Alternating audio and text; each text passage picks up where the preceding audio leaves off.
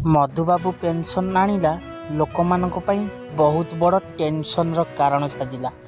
ବାର୍ଦ୍ଧକ୍ୟରେ pension ଉଡ଼ିଯିବ ଲୋକଙ୍କ ମୁଣ୍ଡରୁ ଫୁଲ୍ tension.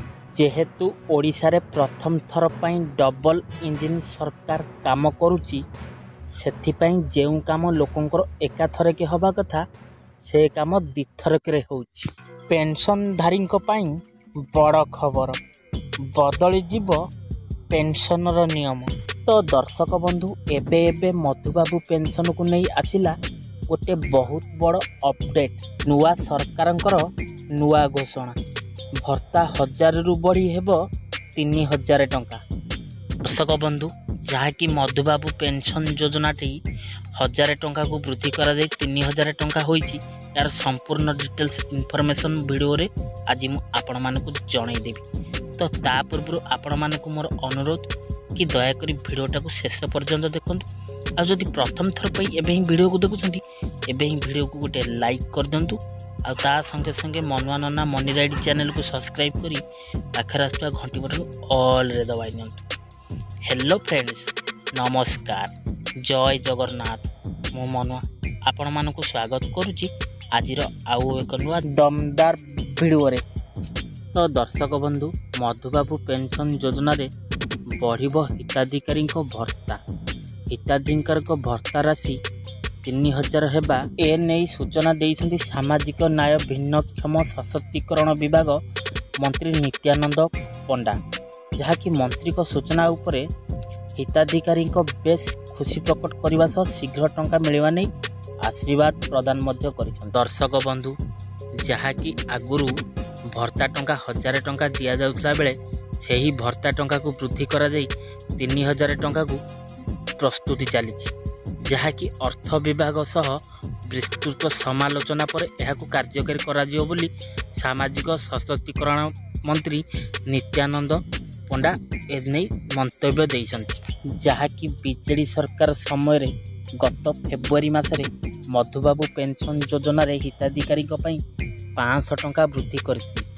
ପୂର୍ବରୁ ଏହି ଯୋଜନାରେ ହିତାଧିକାରୀମାନେ ଯଥାକ୍ରମେ 500, 700 ଓ 900 ଟଙ୍କା ପାଉଥିଲେ।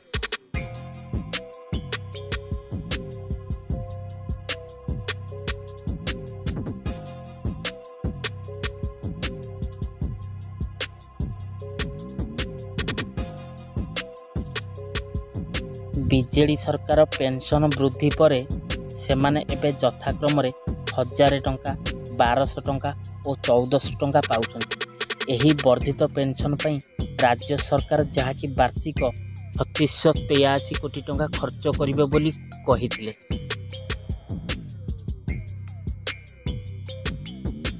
ହଜାରେ ଟଙ୍କା ଭତ୍ତା ପାଉଥିବା ନୟାଗଡ଼ ମୁକ୍ତାପୁର ଗାଁର ବୃଦ୍ଧା ନିଆସି ଦାସ ମୁହଁରେ ହସ।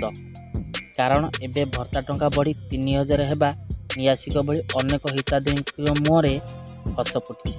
ନିର୍ବାଚନ ପୂର୍ବରୁ ଭତ୍ତା 3000 ଟଙ୍କା ଦେବେ ବୋଲି ଘୋଷଣା କରିଥିଲେ ଆମ ଡବଲ ଇଞ୍ଜିନ୍ ସରକାର ବିଜେପି ସରକାର। ଏବେ ସେହି କଥା ଆଖି ଆଗରେ ରଖି ଯାହାକି ଟଙ୍କା ବୃଦ୍ଧି କରିବା ପାଇଁ ନିଷ୍ପତ୍ତି ନେଉଥିବାରୁ ହିତାଧିକାରୀଙ୍କ ମନରେ ଆଶାର ସଞ୍ଚାର ଖେଳିଯାଇଛି।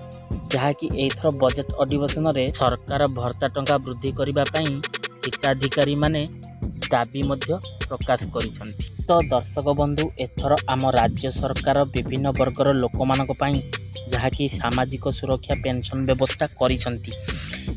ଏଥିରେ ବରିଷ୍ଠ ନାଗରିକ, ଯାହାକି ବିଧବା, ଭିନ୍ନକ୍ଷମ, ଅବିବାହିତ ମହିଳା, ସୁସ୍ଥ ହୋଇଥିବା କୁଷ୍ଠରୋଗୀଙ୍କୁ ମଧ୍ୟ ସାମିଲ ରଖିଛନ୍ତି।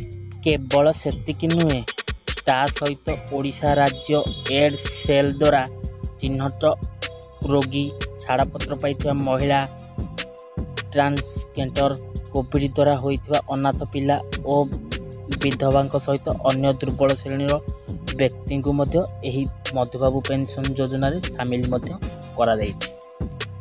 ତ ଦର୍ଶକ ବନ୍ଧୁ, ଏଥିସହିତ ଜାତୀୟ ସାମାଜିକ ସହାୟତା କାର୍ଯ୍ୟକ୍ରମରେ ହିତାଧିକାରୀଙ୍କୁ ମଧ୍ୟ ରାଜ୍ୟ ସରକାର ଅତିରିକ୍ତ ସହାୟତା ଦେଉଛନ୍ତି।